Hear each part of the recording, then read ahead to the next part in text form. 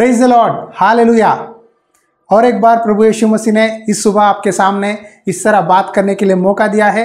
आज का दैनिक वचन है पहला पत्रस की पुस्तक अध्याय 5 वचन 7 में, क्योंकि ये वचन परमेश्वर का दिया हुआ आत्मिक आहार है। इसीलिए ध्यान से सुनिए, वचन पढ़ता हूँ। अपनी सारी चिंता उसी पर डाल दो, क्योंकि उसको तुम्हारा ध्यान है।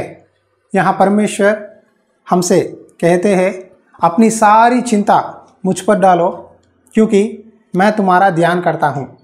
देखिए, हम चाहते हैं कि संसार में हमारे लिए कोई व्यक्ति हमारा ख्याल रखे। शायद पेरेंट्स हो, पति हो, पत्नी हो या बच्चे हो। हम चाहते हैं मेरे जीवन में मेरे ख्याल रखे, मेरा ध्यान दे। सुबह उठने से लेकर हर एक व्यक्ति के जीवन में बहुत सारे टेंशन्स, चिंता रहते हैं। नौकरी करने वालों को बहुत टेंशन होती है। आज मेरा बॉस क्या बोलेगा, मेरा टीम लीड क्या गालियां देगा, ऑफिस को लेट हो गया है, बहुत काम है, क्या मैं वो काम कर पाऊंगा या नहीं। और सिस्टर्स कहते हैं बच्चों को पढ़ाना है, पति को नाश्ता और लंच रेडी करना है। इस तरह बहुत बिजी से ज़िंदगी में भागदौड़ होती है। हर दिन संसार में मनुष्य को कोई किसी ना किसी चिंता होता है। बहुत से लोग सोचते हैं कि कल क्या होगा, मेरा फ्यूचर क्या है, कल क्या खाऊं, क्या पीऊं, क्या पहनूं। कल के बारे में हम बहुत चिंता करते हैं। देखिए, आज बाहर परिस्थिति बहुत भयानक है। संसार में बच्चों को पढ़ाना हो, सब्जी लेना हो, घर का किराया भरना हो, हर एक विषय में बहुत सारा पैसा देना पड़ता है हमें।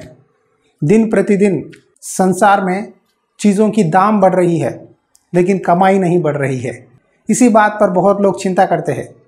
बहुत लोग अखबार पढ़ के चिंता करते हैं। देखो, अखबार में ऐसा बोल रहे हैं, ऐसा कैसा हो सकता है, हमारा तनख्वाह तो बहुत कम है, हम कैसे जिए। बहुत लोग कल के बारे में चिंता करते हैं। आज परमेश्वर आपसे कहता है कि कल के बारे में चिंता मत करो, चिंता मत करो। मैं तुम्हारा ख्याल रखता हूँ, मैं तुम्हारा ध्यान देता हूँ। मैंने तुझे वादा दिया कि मैं तुझे कभी ना छोड़ूंगा, कभी ना त्यागूंगा। आज के दिन के लिए आज का रोटी, कपड़ा और रहने के लिए कुछ मकान दिया है। शायद काश हो, किराया हो, ये काफ़ी है। कल के बारे में चिंता मत करिए, क्योंकि परमेश्वर जानता है कल तुम्हें क्या देना है। परमेश्वर जानता है आने वाले सालों के लिए, आने वाले समय की स्थिति के अनुसार परमेश्वर हमें ब्लेस करता है। ये सच है। शायद आपको आने वाले दिनों में बाइक रिपेयर होगी, घर में कुछ चीज़ों को लेना पड़ता है, उस समय परमेश्वर आपको पैसों का इंतज़ाम करता है। आपको डरने की ज़रूरत नहीं है अभी से। बहुत लोग चिंता करते हैं, ब्रदर बच्चों को पढ़ाना है, बहुत फीस भरना पड़ता है, हमारे पास पैसा नहीं है, हमारे 2-3 बच्चे हैं, उनको कैसे पढ़ाए। चिंता मत करिए, परमेश्वर आपका ध्यान देता है।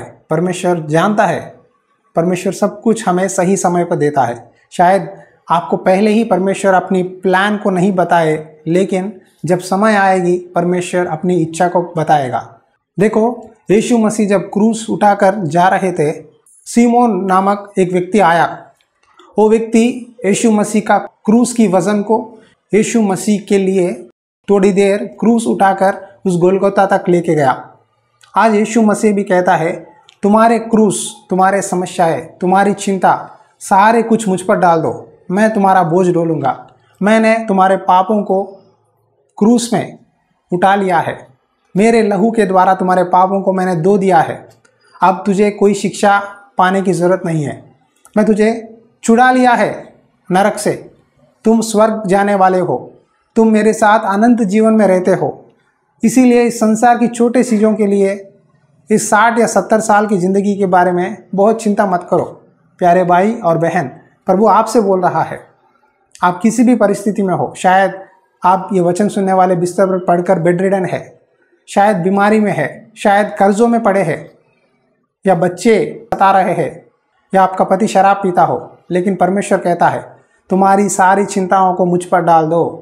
देखिए, यदि हमारे हाथ में एक तैला है, वो तैला बहुत वजन है।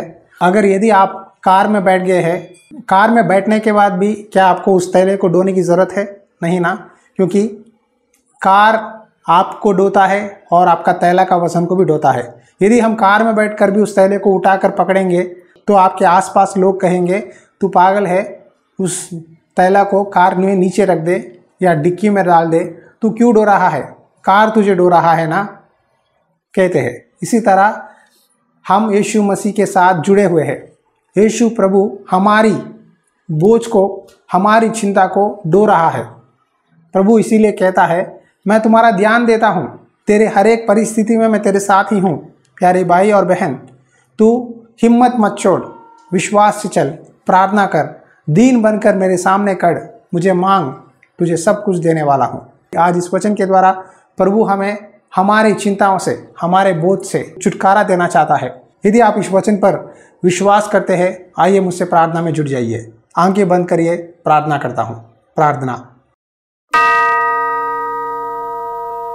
अनुग्रहकारी दयालु परमेश्वर, इस समय प्रार्थना करता हूँ, तूने आज हमें वादा किया तुम्हारी सारी चिंताओं को मुझ पर डालो, मैं तुम्हारा ध्यान देता हूँ, मैं तुम्हारा ख्याल रखता हूँ।